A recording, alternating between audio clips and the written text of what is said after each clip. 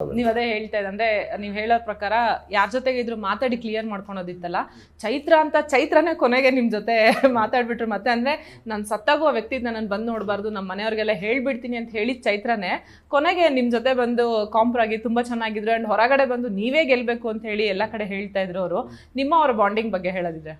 ಚೈತ್ರಕ್ಕನ ಮಧ್ಯೆ ನನ್ನ ಮಧ್ಯೆ ಅದೇ ಆ ಮನೆ ಕ್ರಿಯೇಟ್ ಆಗುತ್ತೆ ಮೇಡಮ್. ಅಂದರೆ ಸೇಮ್ ವಿಷಯಗಳನ್ನ ಮಾತಾಡ್ಕೊಂಡಿದ್ದಾಗ ಎಲ್ಲೋ ಒಂದು ಕಡೆ ಮನಸ್ತಾಪ ಬಂದಾಗ ಅವ್ರು ಹೇಳಿದಂಥ ವಿಷಯಗಳು ನಾನು ಬಿಟ್ಕೊಡೋದು, ನಾನು ಹೇಳಿದಂಥ ವಿಷಯಗಳು ಅವ್ರು ಬಿಟ್ಕೊಡೋದು ಬರುತ್ತೆ.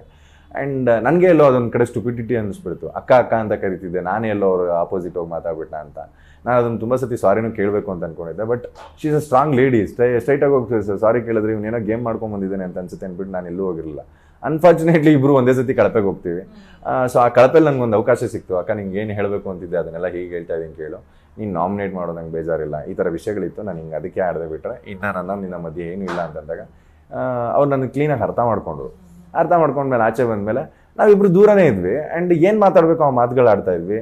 ಬೇಜಾರಾದಾಗ ಬೇಜಾರು ಮಾಡ್ಕೊತಾ ಇದ್ವಿ. ನನ್ನನ್ನು ಯಾವ ವಿಷಯಕ್ಕೆ ನಾಮಿನೇಟ್ ಮಾಡಬೇಕಾಗಿತ್ತು ಆ ವಿಷಯಗಳನ್ನೆಲ್ಲ ತಗೊಳ್ಳೋರು, ನನ್ನ ತಪ್ಪುಗಳನ್ನೆಲ್ಲ ಬಂದು ನನಗೆ ಹೇಳೋರು.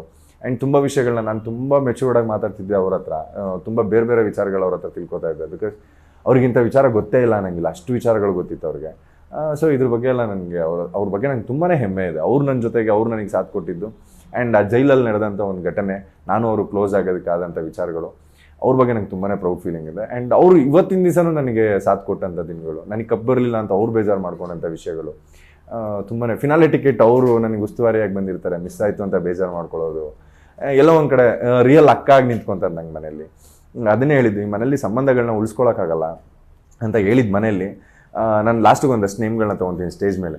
ಬ್ಲೈಂಡಾಗಿ ನಂಬಿದ್ರು ಮೇಡಮ್ ನನ್ನನ್ನು ಅವ್ರು. ಯಾರು ಇವನು ಕಪ್ ಗೆಲ್ಲಕ್ಕೆ ಬಂದಿದ್ದಾನೆ ಅಂತಂದ್ರೂ ಅವರೆಲ್ಲರೂ ಬ್ಲೈಂಡಾಗಿ ನಂಬಿ, ನೀನು ಒಂದು ರಿಲೇಷನ್, ನೀನು ಕಾಂಪಿಟೇಟರ್ ಅದ್ರ ಪರವಾಗಿಲ್ಲ, ನೀನು ಕಪ್ ಗೆಲ್ಲಬೇಕು ಅಂತ ಎಲ್ಲರೂ ಹೇಳಿದಾರಲ್ಲ. That's what I earned in Bigg Boss house.